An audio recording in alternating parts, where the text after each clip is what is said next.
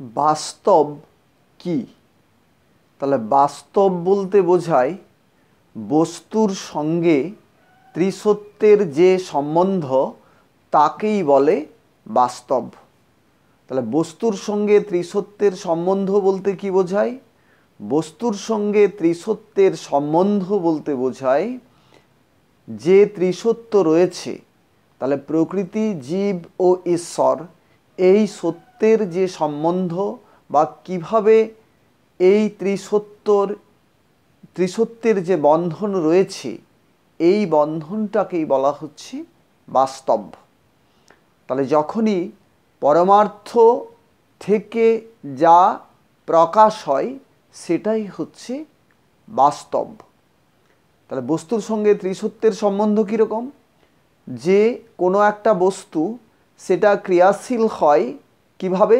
সেই বস্তু ক্রিয়াশীল হয় জীবের উপস্থিতিতে, এবং এই জীব ক্রিয়াশীল হতে পারে বা সঠিক ক্রিয়া করতে পারে নিয়ন্তার নিয়ন্ত্রণের দ্বারা।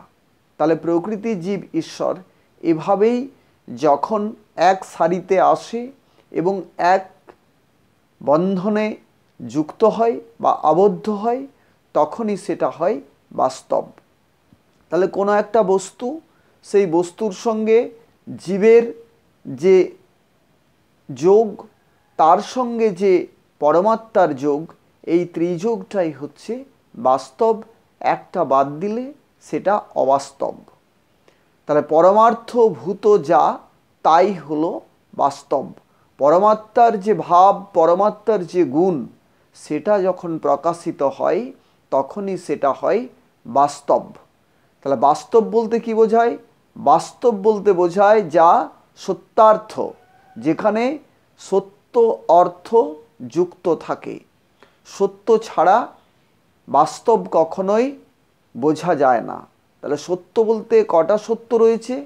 আমাদের যে ত্রিসত্য রয়েছে, প্রকৃতি, জীব, ঈশ্বর, এগুলো যখন এক সঙ্গে যুক্ত হয় তখনই সেটা বাস্তব। তাহলে বাস্তব বলতে বোঝায় যথার্থ ভাবকে বা যথার্থ বোধকে। তবে যথার্থ কি? যথার্থ হচ্ছে শব্দার্থ, পদার্থ এবং ভাবার্থ, এই ত্রি অর্থ যখন যুক্ত হয় তখনই সেটা বাস্তব। একটা অর্থ না থাকলে সেটা বাস্তব হয় না, সেটা অবাস্তব। তাহলে এই বাস্তব বোধ যদি কোনো মানুষের আসে, তখনই সে সত্য বোধে যুক্ত হয়, যথার্থ বোধে যুক্ত হয়, এবং পরমার্থ যে ভাব, সেই ভাবকে সে উপলব্ধি করতে প্রতি মুহূর্তে যে চাইছে, সেই বোধকে সে উপলব্ধি করতে পারবে। তাহলে প্রতি মুহূর্তে মানুষ কি চাইছে? প্রতি মুহূর্তে মানুষ আনন্দ চাইছে। আনন্দ হলো নিয়ন্তারী গুণ, নিয়ন্তারী ভাব। তাহলে প্রকৃতিতেও সেটা প্রকাশিত, জীবেও প্রকাশিত, নিয়ন্তাতেও প্রকাশিত। এই ভাব বা এই গুণ, এটাই হলো পরমার্থ। তাহলে পরমার্থ বোধ লাভ করাটাই হচ্ছে বাস্তব বোধ। এই বোধ যতক্ষণ না মানুষ লাভ করতে পারছে, ততক্ষণ পর্যন্ত মানুষ অবাস্তবকেই বাস্তব বলে ভুল করে চলেছে। কারণ যা চাইছে তার বিপরীত ফল পাচ্ছে, তার মানে সেটা বাস্তব নয়, সেটা অবাস্তব। মানুষ যে কর্ম করছে, সে কর্মের যে লক্ষ্য পূরণ বা কর্মের যে গুণ বা ভাব, সেটা মানুষ পাচ্ছে না। কেন?